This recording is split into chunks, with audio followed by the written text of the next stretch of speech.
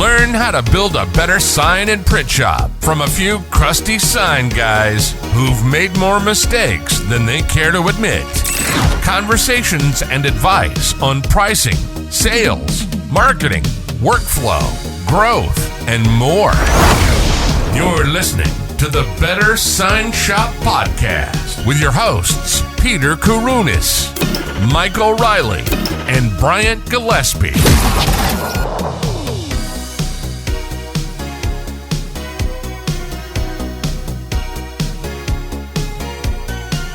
Before we jump into the episode, I'd like to give a shout out to our sponsor, GCI Digital Imaging, grand format printer to the trade. We talk a lot about outsourcing on the podcast and the importance of having good partners, and GCI Digital Imaging is a good partner to have. Owner TJ Bedacht and his team focus on providing killer customer service just the way grandmother used to make it. If you're interested in learning their approach to business, hop back into the archives to episode 9, where the guys and I interview TJ about customer experience. So if you're looking for a high quality trade printer for banners, wraps, and other printed graphics that your customers throw at you, check out GCI Digital Imaging at printgci.com. Hi guys, welcome back to the next edition of the Better Sign Shop podcast. As always, I've got my colleague, Peter Kourounis, the Sign Shop Yoda. How are you, What's going on? How are you? I'm good. It's been a minute. Happy to be back. It has been a minute. I don't know where Mr. Sign Design Samurai is, but I feel like he'll be popping in any moment now. While we wait for him, let's catch up for a minute, Pete. How you been? Very busy. Working on some projects, working on growing sign shop businesses, working on developing. Honestly, the biggest development for here today is I finally jumped on the ChatGPT train.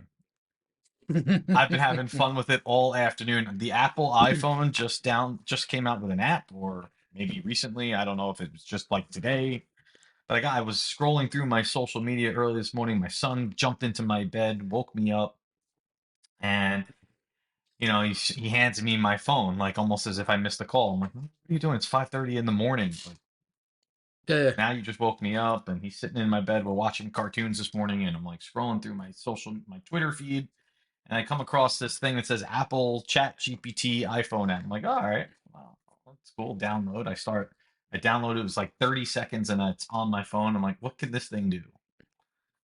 What can this thing do? Now, there's a lot of us that have not used this. So effectively today, which, is like May 19th in the morning. So when you're listening to this, probably be like a couple of weeks ago, listening to this morning. And I'm like, all right, I'm going to send some emails. I want to see how good this thing can be.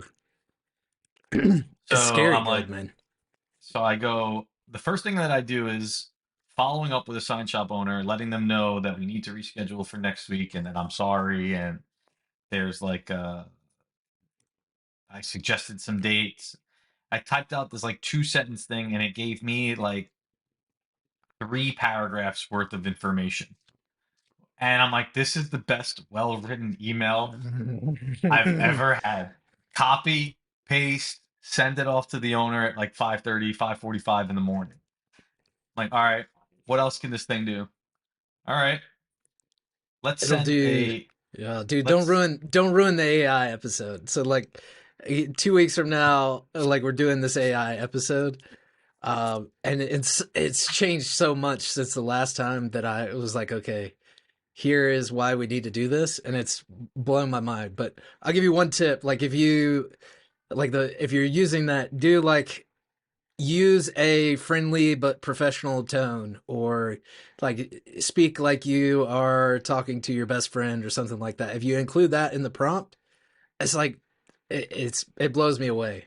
It's virtually indistinguishable from something that I would write. So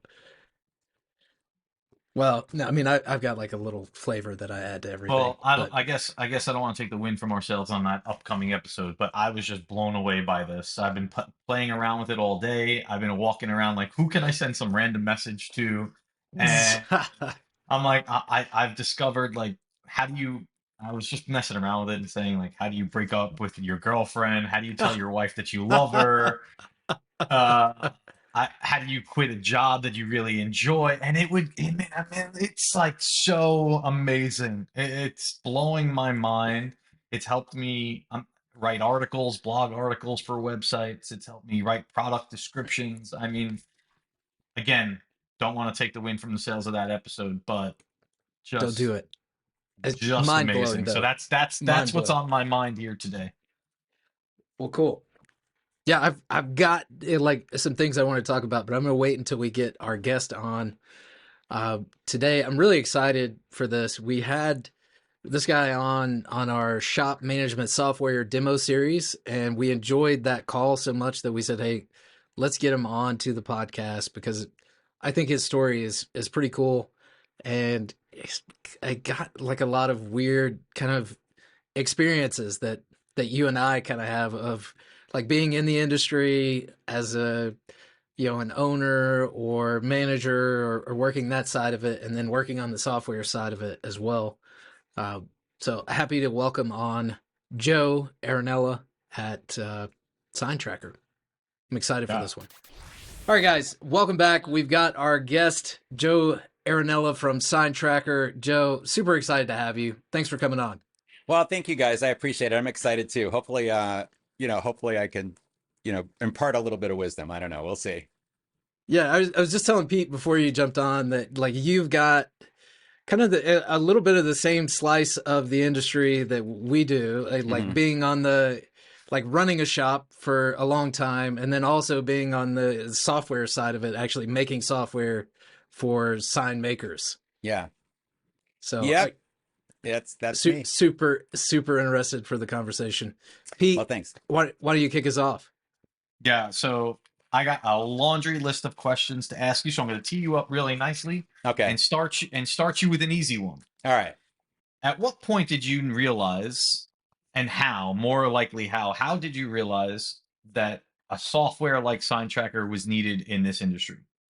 Well, how it really hit me at first was, I owned an electric sign shop, started it from scratch here in Austin, Texas, and owned it for over 10 years. And so I came from another sign shop. My background is not the sign industry at all. Like so many people, I stumbled into it. I actually answered an ad in a newspaper that said, 60 to $90,000 a year in marketing sales. So it was a marketing sales job. And so I thought, okay, I had nothing else going on. And I was in between. We had just moved to Texas from California, my wife and I. And so I answered the ad in the paper and I went, and it was this dumpy little sign shop. And I had no idea what it was all about. I didn't know anything about science, but I took the job because I had nothing else going on. Well, I went in there. These guys had zero organization.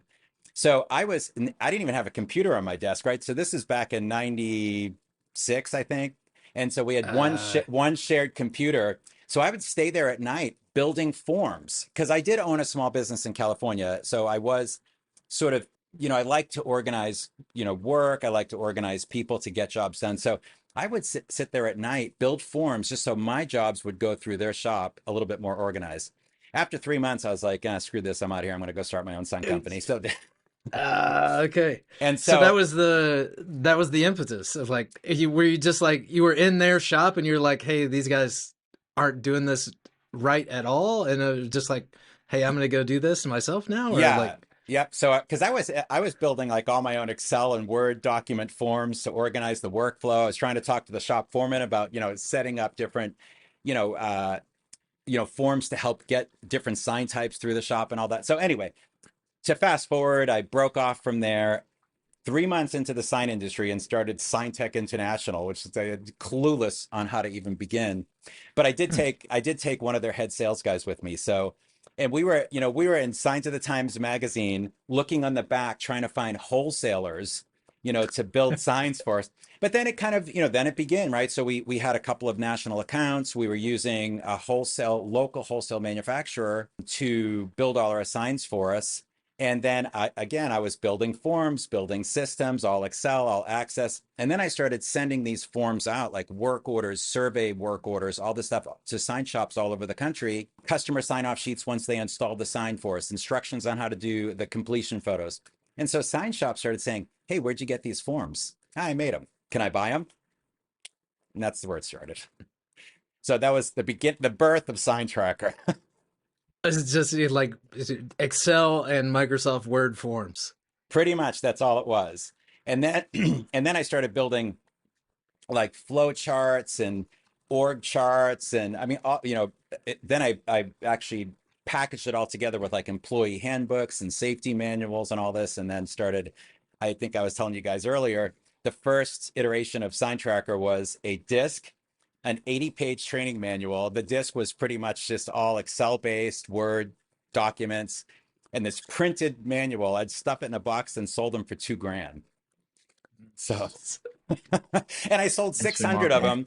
Sold like 600 of them, and but it, like I was saying earlier, within a few months, I was getting phone calls constantly, like, "Hey, Joe." And it was all like, how do I use Excel? Not how do I use the forms or whatever. So anyway, but I did that. I did it for a few years and then sort of pulled back and focused on my own business. And after I sold my sign shop, that's when I started trying to think about how to, do SignTracker full time and make it a real software. Yeah. So what was the next iteration, right? We've got the CD-ROMs, like the America Online. Like, here's the packet for this. Like, what was the next iteration? Well, what happened was our sign shop, we were really lucky, right? Like, we were in a great spot. I was here in Austin, Texas. It was going through a big growth phase, which actually technically, I don't know if that's ever ended, actually. Austin's still blowing up. I was going to say, yeah. But you were in before that. It was like too expensive to actually buy a house down there. Yeah, now it's ridiculous. So what happened was I pulled back on SignTracker, and the business was really blowing up. We were doing massive rollouts for national chains and restaurants and all that. We were in the middle of doing the Dallas Cowboys Stadium project. When they were building their new stadium back then.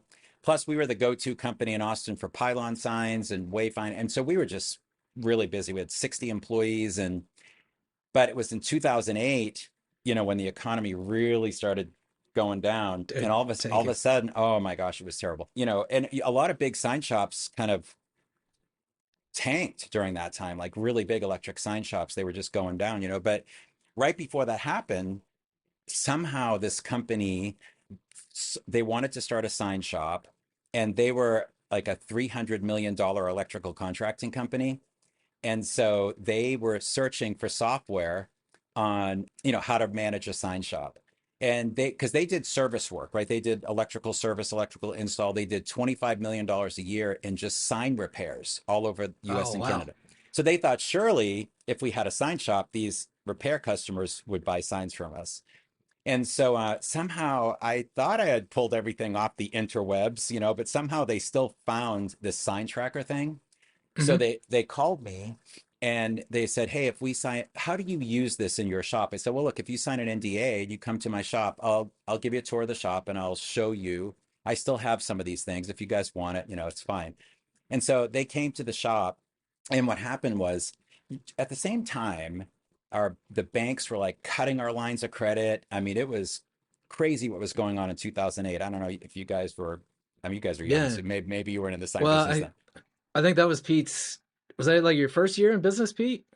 Second year, and you survived. Good for you. It was tough. And what happened was they came and toured the shop. And at that time, like I said, we were doing the Dallas Cowboys Stadium. We had tons of signs. Everything was going on. We were doing a ton of stuff. And they were like a deer in the headlights, So I get back into my office. I'm showing them how to use this Excel version of SignTracker. And halfway through the presentation, the CEO of the company just stops and puts his hand on my shoulder and says, okay, we've seen enough. How about if we just buy everything? And I went like, oh, well, it's $2,000 for the disc if you want it. That's And he was like, no, listen, kid, we're just going to we want to buy your whole company. And so, Oh, wow. yeah, so within a few months, by October 2008, they gave me a check and I worked for them. And from 2008 to March of 2009, the company went from, between 10, 11 million to 4 million. It was pretty awful. I mean, Whoa.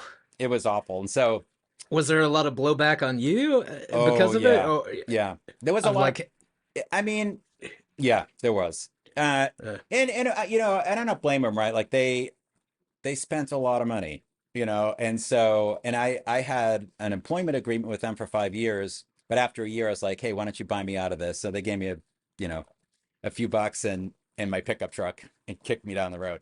But I had a business partner too, and he had little ones, and so he stayed there. So I left with my, pretty much the deal was I didn't have to have an NDA or whatever. So I left. And that's when I started I thought, okay, let's see if I can breathe life back into this SignTracker thing.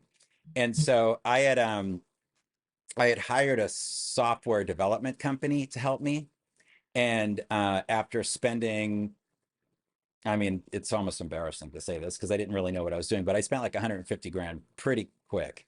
And in today's day with software development, that's nothing, right? But back then, my wife, she put the kibosh on that, She's like, you need to go get a job. This little SignTracker thing you're done. And right. so right before I just scrapped the whole thing, I went to a South by Southwest because here that happens in Austin. So I went to a seminar on how to build software as a service. And so I go to this thing and I'm sitting in there and it's the guy that had founded FreshBooks that's given the talk. Okay. And so really cool dude. I ended up talking to him afterwards for a while. And he was said to me, he goes, Joe, look, he goes, right now you have 100% of nothing. He goes, so why don't you find a couple of developer guys? So what? Give up half the company. At least you'll have half of something. So I found a couple of developers and we've been in business together ever since. They're great guys. And I went back to work in the sign industry and we just slowly but surely started developing SignTracker just as a side project. And then about 5 years ago, we went full time. So that's the SignTracker story. Fascinating. Absolutely stunning and fascinating. All right. Second question from me before I'm going to be selfish and ask two before Brian asks one. Okay. To this day, what is your favorite feature about SignTracker? I would say I really like the job flow board. I like the visual, which I know, Trello, and there's a lot of different job flow boards out there. But I think for me, I really like the job flow board, the ability to visually organize all my jobs. And then, obviously when you click into a job card, it's being able to have everything like an electronic job folder, be able to do everything and have everything in one place rather than piles of paper and whiteboards and all that stuff. So I think, yeah, just having the jobs in one place visually where you can see them all is probably my favorite. I bet you half of our listeners right now, if not the majority of them, are probably like, yep, that's amazing. That's such a simple feature. And thank you so much for creating that and simplifying our lives. That's the bread and butter, like the job flow. Like if you can't get that right, yeah, hey, like like the rest of it is just a nightmare to deal with anyway. Yeah, and that's kind of what struck me. Like before we had you on, we were talking about we had you do the shop management software demo series with us, and we walked away from that impressed of just like how close it was to how a sign person thinks, and like you just the way that you structured SignTracker, of just having like, here's the board, like everything starts here, ends up over there, and it's like it just fits the mental model for I think a ton of sign guys, and gals, for sure, and then to be able to at any point click into one of those cards on the board and have everything there. I mean, I don't know, in your shop, when you're in a shop, but, back in the 90s and 2000s, everything was a paper folder. And I swear we spent half of our project management time searching for like, where the hell is that permit? Where, and it's so nice to have everything in one place, for sure. Excellent. Excellent. You got another one, Peter, or no? You're good. Oh, I got so many more. So many more. I don't want to be rude. I don't want to take the wind from your sails. So I like, my question would probably be on the SignTracker side. Like, what were the biggest takeaways from like your days of running the sign shop that you incorporated into SignTracker? Like, is that like a conscious thing that you were, or was it just like an unconscious thing of like, hey, I'm building the software that I would want? Yeah, I was originally, that was the thing, right? So originally when I started and before I before I joined, brought on a couple of partners and all that, I had this whole thing designed out, and I mean, all the UI, all the stuff, because I'm a very visual person. And originally my thought was, oh, every single detail of how I ran my shop is going to go into SignTracker. And I am actually so thankful that we had no money because if I had developed that, it would have been a great application for a very small slice of the sign industry. Because I mean, think about running a $10 million electric sign shop. There's not a lot of those out there. So it would have been way overdeveloped for your average sign shop that has 3 to 10 people. So for me, what's been amazing is seeing, because I just in my mind had, you start, you grow, you run a shop this way. And to be able to see all the different creative ways that people make a living in this business, right? And run businesses and build teams.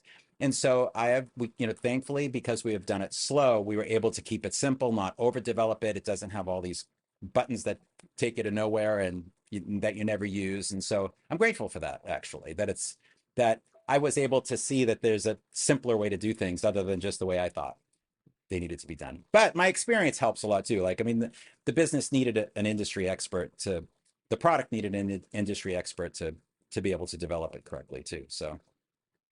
Yeah. Like in So all you my meant- time spent at the competitor, we won't name them on this one, but that was my experience as well. Of like, you have to have people that come from the industry to sell and support software that you're selling to the industry, because if you don't, it's just a nightmare. Because it's not really selling the software; like the software sells itself. It's more on the support side, and if you can't speak the lingo, if you don't understand the challenges of a shop owner, it's very difficult being in this market. It is, and I love that part of the business. I haven't my last sign shop, my daughter and my son-in-law took it over, and so I haven't worked in a sign shop in close to 5 years now, but I still feel like I do because I'm helping solve problems every single day, talking to folks. And our support person, our main support person that helps me, she was a project manager at my last shop. And then one of our developers actually grew up in a sign shop and then owned his own sign shop for 3 years before he, went back to school and became a developer. So it's kind of nice that 3 of us. And then my other 2 main business partners, they've been in it now so long, like they know all the lingo. They've had to listen to, talk to sign folks constantly and listen to me constantly, so. What does the support team at SignTracker look like right now? So right now it's me, and then I have we have a full-time support person, Brooke, and both of us, pretty much we have an internal chat tool. Our response time on that is anywhere from 3 to 5 minutes, so we're on it. We just live in it. And then also both of the development partners that are here in the U.S., they're in Reno. They also will monitor that. So when it comes to like the first level of support, like, oh, I forgot my password, and some basic functionality questions, Brooke and I, take care of that. And then if it gets into like, hey, I imported the wrong spreadsheet with all my customers' names. So then we'll bring in one of the developers to be able to get all that out of the database and re-import. So it just depends on the tier. But there's 4 of us that are actively monitoring it. The other junior developer that we have actually lives in Brazil. And so he's the one that grew up in the sign shop. So he is, he develops, he doesn't really get too much involved in support. He's just mostly developing. So there's 4 of us that are pretty active in support. And SignTracker's current employee count is up to what now? I'm sorry, not Five. employee count, a customer count. Excuse me, customer count. We have around 500, so we're just a smidge under 500 right now. 500 customers. Yeah, So 500 shops. Yep. 500 shops. Got it. Got it. So as a follow-up to that, what is your plan to attract your next 500 owners? So we, Ooh, good question. no, it is a good question. It's a great question. And we're how do you get traction in marketing, right? So I will readily admit that I am a shake your hand, let's go out to lunch. Let me come to your office and give a presentation and tell you stories around the sign projects we did. So I'm a very high touch sales approach kind of a guy. And then you have this online product where, it's, I mean, not that you still don't want to give people a sense of that you're in tune to them and all that stuff, but it's a lower touch, right? Like, how do you fill that top end of the funnel? It's been a challenge, for me. It has been a little challenge, but I'm learning. Old dog, new tricks. So I think you guys know we started Behind the Signs, and originally we started the Behind the Signs group on Facebook, kind of as a alternative to a few of the other big sign groups that were on Facebook. That there's some great stuff on those, but really wanted to kind of focus on one that was kind of elevating the sign industry together, right? Where people could support each other. So Behind the Signs has been a place where sign shops can come and support. We're offering, hopefully content that's helpful to them, business development content. I mean, nothing to the extent that you guys are doing with applications and stuff, but that is and people are starting to associate that group with, hey, look at all this stuff that the SignTracker folks are giving us and providing for us and not charging us. And so slowly but surely, we're seeing our top end funnel increase. We're seeing trials increase, conversions increase. So I think we're going to double down on Behind the Signs and just keep trying to put out really positive, helpful content to the industry. And we really feel that that's going to get us to our next 500 customers. Plus word of mouth, friends sign shops are telling their friends, which, in our industry can be a little, they don't tend to do that as much as they probably should. Yeah, agreed. I think it was it was Tom McEltrott that we had on here a couple episodes ago, and he was talking about the days when him and his brothers would go and they would just randomly walk up to other shops, and as soon as the shop owner learned that they were shop owners themselves, they were sign painters, they would put away all the stuff, all the drawings, like all the paint, like everything is going up. Just because they didn't want to share that kind of stuff. But yeah, I think what you're doing with Behind the Signs is really cool, and definitely fits along the same lines of what we're trying to do, is just educate and provide resources to help everybody grow. Yeah, exactly. And there's enough work out there for everyone, right? If you look at, I mean, if I was to go out and start another sign shop today, a third one, well, first, my wife would divorce me, but I'm, Mine too. Yeah, and my wife's a lawyer too, so I'm screwed. Like, I would just have to sign a blank piece. But I would just keep it small. I would do two or three things, very, very well, and maybe outsource the rest of it, and just keep it simple and manageable and make a living. Like, the idea, like for me, the idea of growing another big shop, it's like, no way, I wouldn't want to do that. I like that idea. I like that. Being a niche shop is definitely something not too many people do their first go around, but I definitely can echo something like that.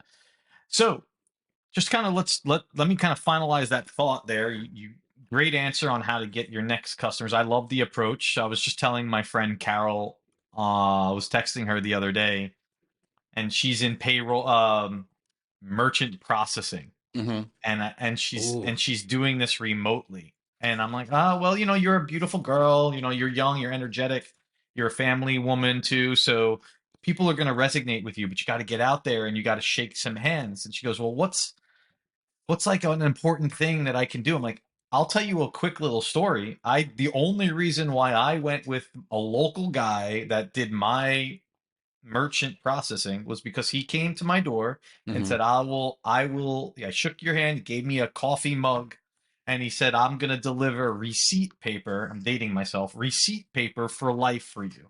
This guy would always come with like a box of receipt paper, like Mm-hmm. 20, 30 rolls. And, you know, you never want to be out of receipt paper, but I don't even think we do receipt paper anymore. But most receipts are emailed and things like Mm-hmm. that. But, you know, there's that let me shake your hand approach. So I love that. Mm-hmm. I love that you do that. I think that's what makes you unique. I would hope that one day, whenever it comes, when you get your 1,000th customer, that you do not change that. Mm-hmm. Although you probably have to shake a lot more hands, and that Mm-hmm. might be something that you're going to love to do. Yeah. But it correlates to your level of customer service. See, here's my take on it. Okay, with the other competitors of yours, a sign shop is an account that pays a monthly retainer Mm-hmm. that uses the software, and as that number increases, so too do the voices, the level of increased support tickets that you will have, Mm-hmm. innovation. So many, I could keep going. So many more things will also increase as your customer bandwidth does. Mm-hmm. However, with that being said, what are your plans for growing, not necessarily your customer base, but growing with technology? Is Yeah. there a plan? Is there Mm-hmm. a plan with the development of, say, new apps, integrations with new apps that are built around productivity, and maybe Chat GPT and other things like that that are AI related? Mm-hmm. What are your plans in that area? Uh, well, Chat GPT is super helpful for me to write articles. So for outlines, Oh, yeah. Uh, so no, but all joking aside with that, I have found it useful actually. But no, I am again not a developer, but I am grateful that I have really, really great development partners and engineers that I work with.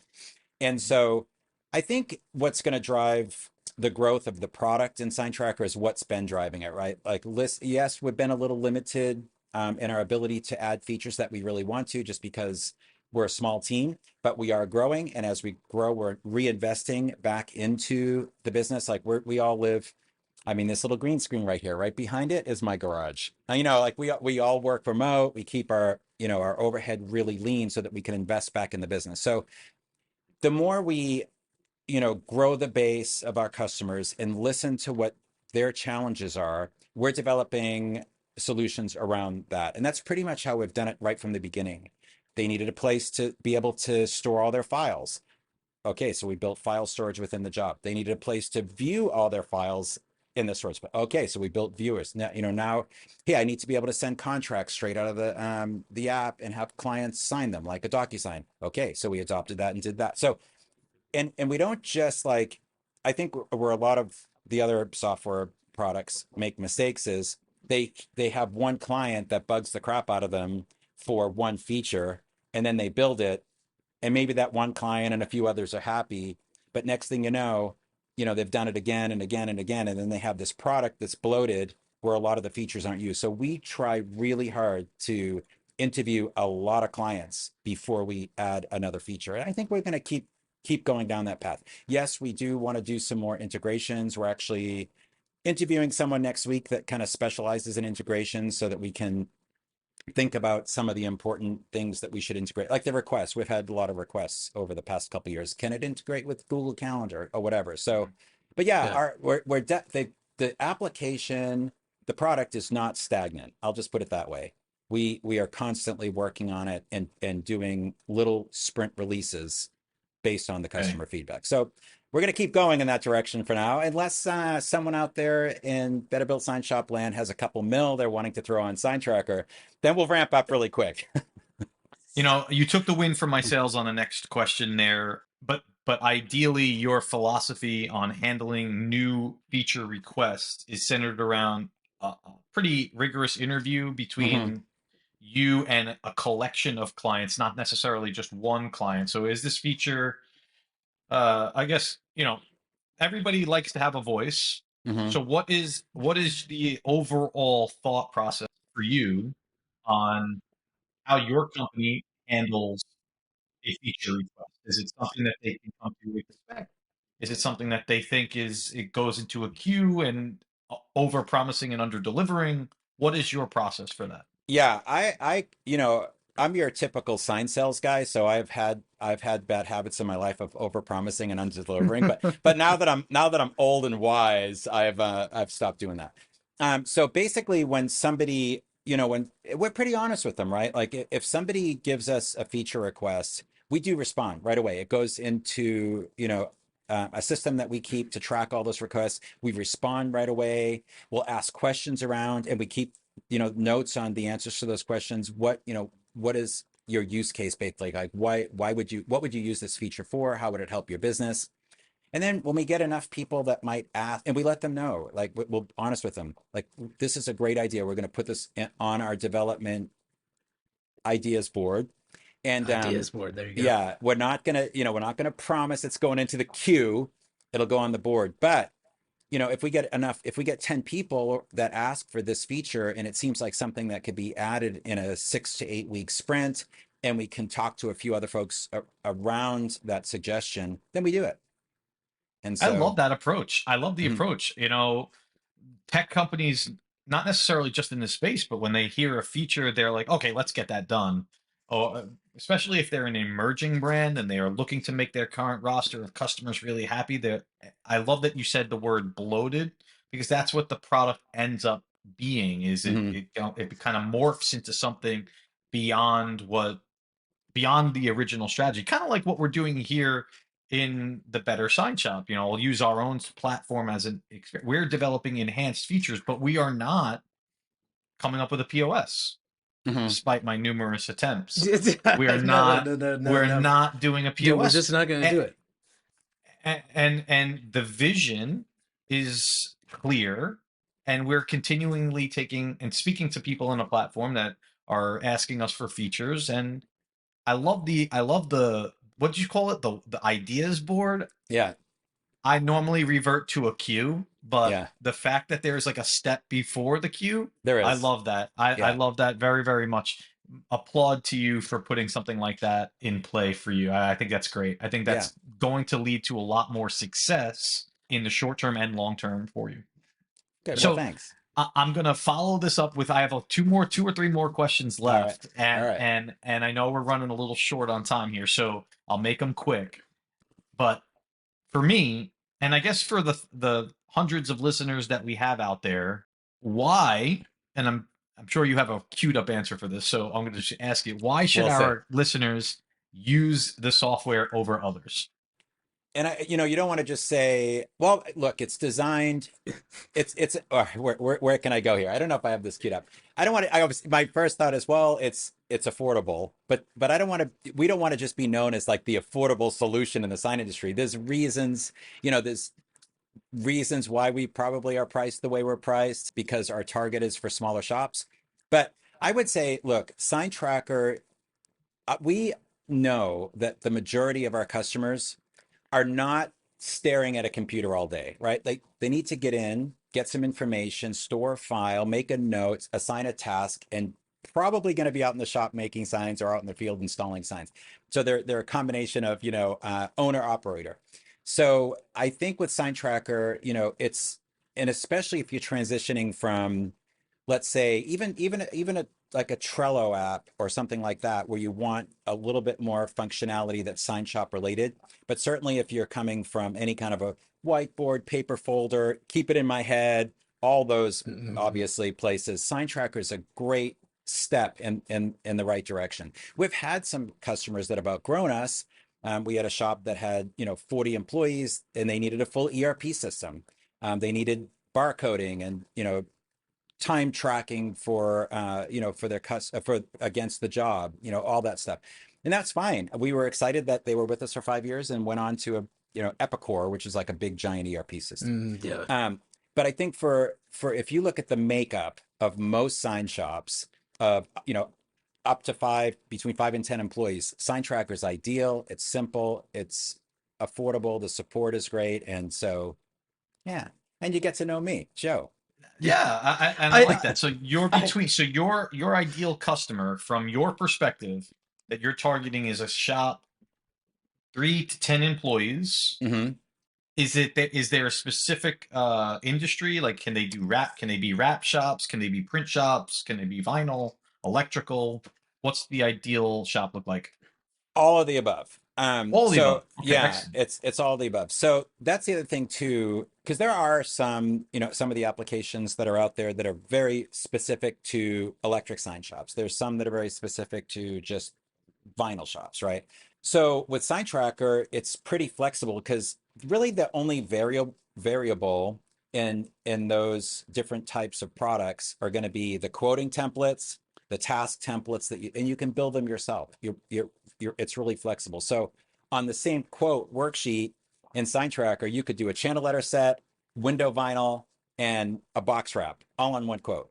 And you can manage it through the system, that job, all on one ticket. So, or divide it up into several tickets. But it's really geared for the shop that does a little, it's fine for shops that just do vehicle wraps, but it's really flexible enough for shops that I do a little bit of everything everything. kind of thing. Yeah. Yeah. Which And a that's lot of a that's a lot of yeah. small shops do that, right? That's what I was gonna say. Yeah, hey, like there's a lot of convergence happening lately with equipment costs going down, and just everybody doing a little bit of everything. Yeah. Okay, so I'm a sign shop, and I have 4 employees, and I'm doing $1 million in gross sales, and I have over, let's just say, over 300 customers in my book. Majority of my book is probably made up of 50-50 new business and repeat business. Hmm. Um, and I decide, I meet you, you walk into my shop, and I say, and I see you seem like a really fascinating human being. I shake your hand, and you tell me all about SignTracker, and I decide this is really a good opportunity for me to get in with a software. What does the onboarding with your software look like for a shop like me? So, well, first we have a 14-day free trial, right? No credit card, nothing. And so as soon as someone signs up, we reach out to them immediately. I do every week standing webinars. So I would say like, hey, come to our Wednesday webinar where I do a complete overview of the app, really focused on the project flow side of the app. And we ask questions and sort of, and we literally will show them like, hey, this is how you set your employees up. This is how you set your task templates up. This is how to organize your job flow board. I mean, it comes pre-organized, but if your workflow is a little different, we help you change it and tweak it. And so we get them kind of in there, getting used to entering their jobs and used to the flow. And then the more complicated side, I think, of any app in our industry is going to be the quoting side, right? So on then once a week, I have one webinar that just focuses on quoting. The first webinar, I will show them like how the quotes feed into the jobs, but the second webinar, all I do is like how to set up your materials, how to set up your labor, and it comes with some pre-set up stuff, but how to edit those, Yeah. how to set up formula items if you use formula items, and then how to build product templates that feed into the jobs to make quoting quicker. So and they can come to those. They're live links on on the dashboard right inside their app where they can click and just join the webinar every week, 2 a week. I also do a lot of individual training too. So if they feel like, because 2 or 3 sign shops will show up every week at those things, and sometimes people feel a little intimidated about talking about their shop or their needs. So I will also set up one-on-one training sessions with them too if it's needed. But we're committed to staying with them, and partnering with them until they're using the app and feeling like they're being successful with it. So yeah, that's Nice. what we do right now. So it's a hand-holding approach, and it's Mhm. free, and it's free to sign up. What is the typical user signing up with? Is there a price point that they are There is. guided towards? Yep. So it's for 2 users, it's $49 a month. And if they sign up for a year, usually on the first year, we give them a 25% off coupon if they decide to go for the year. So to get into it initially, it's not a Yeah, lot of it's money. nothing. It's not a It's lot of nothing. money. Yeah. Yeah. Yeah. And then you get from 3 to 5 users, it's $99 a month, which I mean, I would say those two groups make up about half the business. And once you get to 6 users, then it's unlimited. and it's $149 a month. So that's it. I mean, So what is 149 a month, if it keeps you from, one banner job falling through the cracks, it pays for itself. absolutely, absolutely. Yeah, So even at 149 a month, if I didn't have 6 employees, it's not about our price, right? We're not. Mm, I'm sure you don't get a lot of pushback on price in terms of signups. mm-mm. So what is the major piece? What's the missing component here? What are people asking for that you don't have, or what is it Um, exactly that's preventing you from having more well, than 500 users? yeah, I would say, and the past few years since we all sort of jumped ship from our day jobs and started doing this. First, it was just two Mhm. of us, so it's Yeah. been bandwidth on development, and marketing, but we're getting some really good stride going now. But I would say, the big thing that we're working on right now, and probably we should have done it sooner, but we're doing it now, so it's okay, is the ability. You can send the contract out of SignTracker. You can get it signed, you can get it approved. All that information goes into QuickBooks so you can generate your invoices and do your receivables and all that stuff. But the ability to send the proof and then accept credit card payment right in the app, I would say, really, other than that, SignTracker has everything else a sign shop needs. And we know that we don't have that. And it makes me want to, I should find something sharp and stab myself in the eye, but but we're No, working don't on do it, that. right? Yeah, we won't do that. We're working on it, and it is our major push right now. Like, that's what we're doing. But other than nice. that, I think SignTracker has everything a smaller shop needs, right? So you get into 25 employees, 20. Not that we don't have customers. We do have customers that have 20 employees and 25 employees that do big electric projects, and they just like SignTracker and they're sticking with it. And I'm sure they have other things that help them with time tracking or whatever, but or inventory controls. But I think SignTracker is. I think once we have that piece built, and it's going to happen this year, then the rest of it's just continuing to enhance it and listening to customers and keeping on that same path. Yeah. I think it's great, Joe. I'm on your website right now. I'm checking out a couple of things. I mean, how can people find you? They can find me if they just go to sign-tracker.com, and where they can. I'm just Joe at sign-tracker.com. So you're always welcome to send me an email directly. You know, much to my wife's disapproval, I usually give people all our customers have my cell phone, which could make vacations very tricky. Yeah, I I don't I'm know why you do that, but because I'm insane. I mean, I do yeah, try. yeah, I'm trying to get better at that, but I do try to make myself super accessible. But they can reach me at joe@sign-tracker.com. Also, I spend a lot of time these days on Behind the Signs, the Facebook group Behind the Signs. We have on our website, sign-tracker.com, we have our toll-free number and all that stuff published right on the top of the screen. So yeah, you can reach out to us all those ways. excellent. So, Joe, one of the things that I think is just like watching you interact on Behind the Signs and just with your own audience. I get the sense that you're a guy like me that likes talking shop. That may be Hmm. like your favorite part of the job. Hmm. So I'm assuming you talk with a lot of shop owners, and Hmm. like one thing that comes up a lot on our coaching calls, or even like the mastermind calls that we do, is like the mental side of owning a sign shop. And Hmm. this is kind of shifting away from the software talk, but one concept that we've seen come up a lot is this making this jump from being a technician to an owner, and like hearing you describe your journey into the sign industry at first. It seems like you kind of came in as like an owner mindset at Hmm. that very first shop that you started at, of Hmm. like, hey, I'm in my evening time, I'm going to sit down and knock out some forms so things run smoother. But I would say on the sign tracker side, you probably deal with a lot of folks who are starting out in their own sign shop after working as a installer or production person or a designer at a different shop. Hmm. Would you say that's true? Like, do you interact with a lot of people like that?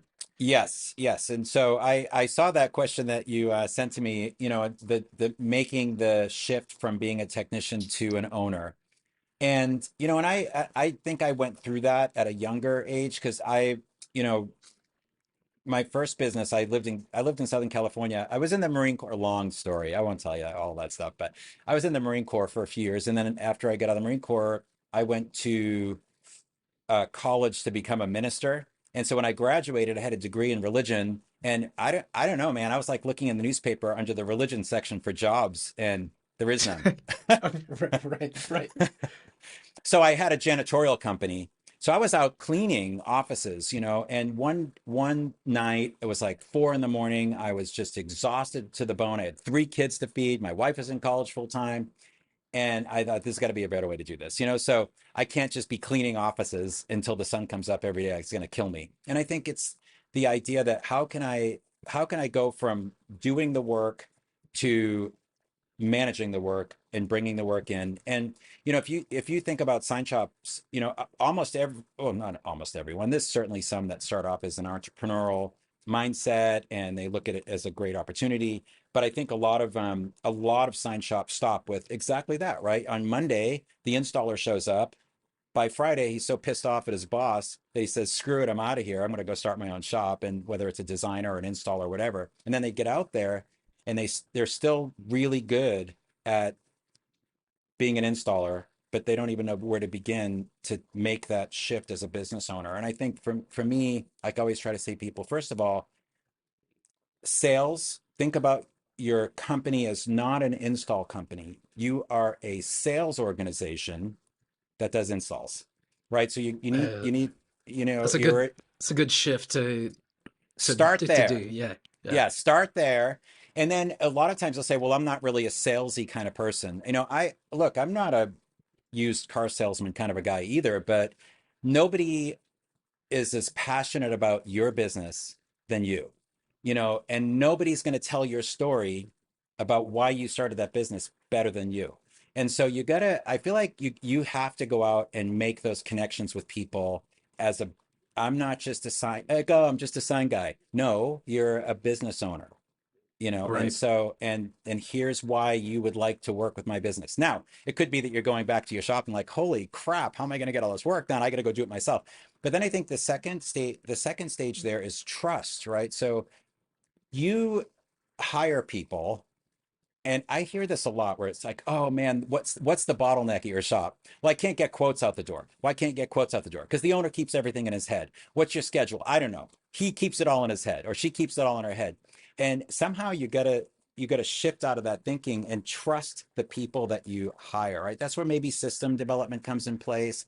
So if you're a great installer, you love installing, but want to own an install business, you're gonna have to make these shifts in you're thinking about who you are and about what you do at the business as far as business development, like the work you guys are doing with shop owners, great. What we do, helping provide systems and tools, great. But they have to decide themselves that they're going to take these things and use them to grow the business and grow people to run the business with them. And if they can't make that shift, look, if you're a great installer out there and you don't think you can do all that stuff, just go find a better company to work for. Don't go start your own shop because it'll drive you nuts. I agreed. That's my sentiment almost exactly of like, hey, if you're not a business owner, it's okay. Like if that's not in your DNA, it's not what makes you happy. Like just because you can't make a great living at the current shop that you're at, or or maybe you've started out on your own and you're going through this, like it's not too late to go the other way. And there's plenty of shops out there that are successful and treat their employees well and pay well and things like that. It's just a matter of finding them. Yeah, they're out there. The other one thing that I wanted to touch on before we let you go was just like the mental health aspect. I think you had Sherry Walling on like an episode of your podcast, and I loved her book of how to, I forget the name of it now, how to like be an entrepreneur without losing your shit. Yeah. And I read through that book, and I really like a lot of what she said resonated with me because I'm like, I would call myself a recovering workaholic. Like you could ask my wife and she might say not recovering or, but, but certainly, the mental side of this industry, like we don't talk about a lot. Hmm. I talk to a lot of shop owners that are working 60, 80 hours a week. Hmm. And I think, as you and I both know, and Pete knows, it's usually not a great recipe for success or Hmm. like future success. And I know you had some of your own struggles with like overwork at your sign shop. And I've heard you talk about like alcohol and things like that. Would you Hmm. care to expand on that just a little bit for our listeners? Sure. Yeah, I'm comfortable talking about that. So, you know, I think I think our brains need relief, right? Like we need relief. We can't keep up with a 50, 60 plus hour work week and keep our shit together. It just doesn't work. And so you have to do something. And just what we were talking about earlier, maybe it's a matter of like building a team and trusting and letting go. But for me, I tend to be a control freak. I'm a little better now that I'm a little older, but and so I would stay at the shop. I was your typical guy that would work weekends and stay there, 40, 50 hours a week. And I grew up in the 70s, right? So if it wasn't tied down, you'd snort it or smoke it. But or drink it. But I love but if it but I mean but then I got married really young and I couldn't afford any of that crap. And besides, I was trying to be a better person, and so I Sure. didn't really drink through my 20s and into my 30s or any of that stuff. But then work life started just becoming harder and harder, and I found myself like, oh, I'll have a beer after work, or go out with clients and have some drinks, or and this thing kind of it snowballed, right? So you start doing one thing to relieve the pressure, and ultimately we know it doesn't work, but you tend to do more and more of it. So I found myself year after year developing a bad habit with it as a way of relieving pressure. And so towards the end, when I finally did stop drinking, yeah, it was becoming a problem. I'm not talking about vodka bottles under the kitchen sink kind of drinking, but it was every single night, and some Gotcha. days going to work, a little hungover. So for me, what happened was I was in between selling SignTech International and starting Studios O with my daughter. I did work for a couple of years for another sign shop while we were building SignTracker, selling signs, and I would stay at that shop super late doing quotes. And sadly, there was a brewery in that parking lot.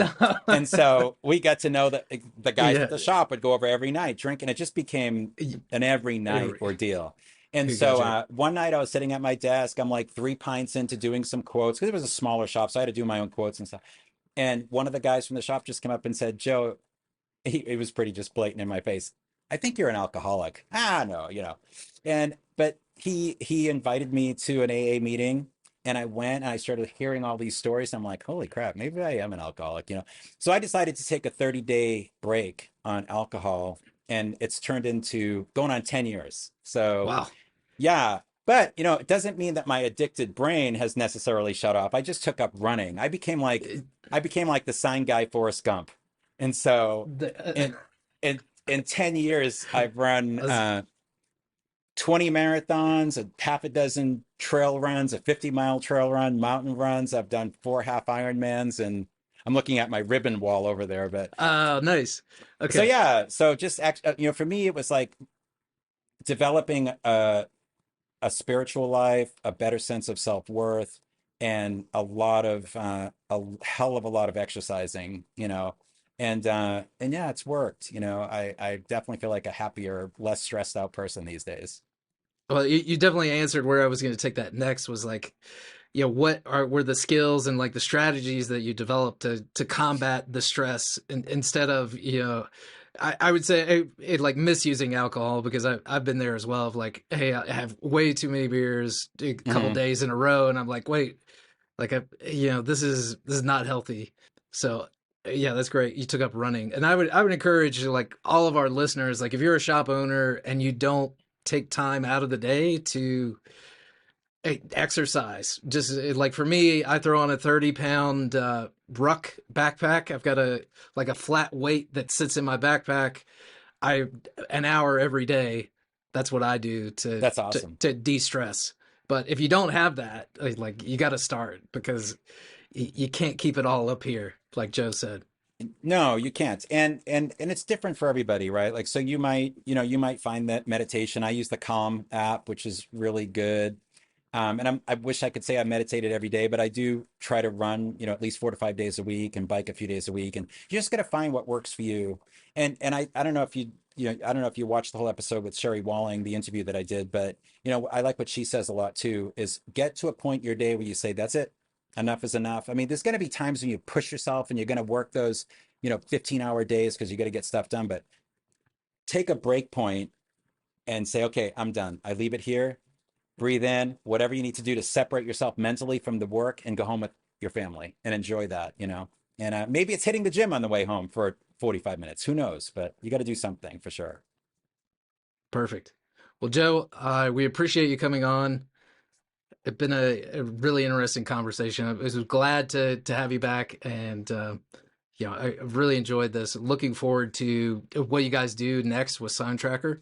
Definitely keep us up to speed so we can inform our audience on what you guys are up to when you get that proof and pay feature. That I know that'll be very helpful for a lot of folks. Yeah. Well, I appreciate you guys, and I think you're doing great work out there too. There's not enough people out there helping sign shop owners, and we all need that support for sure. So you guys are doing great work too. Absolutely. Pete, got any closing comments?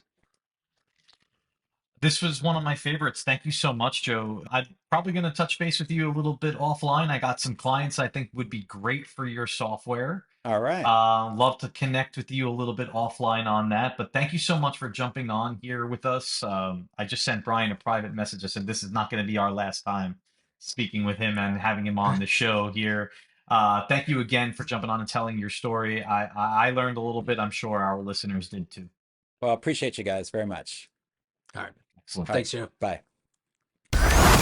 If you liked this episode, make sure you hit subscribe to get all the latest episodes, and check out our website, bettersignshop.com. Get free resources and helpful tools on growing your shop. Thanks for listening.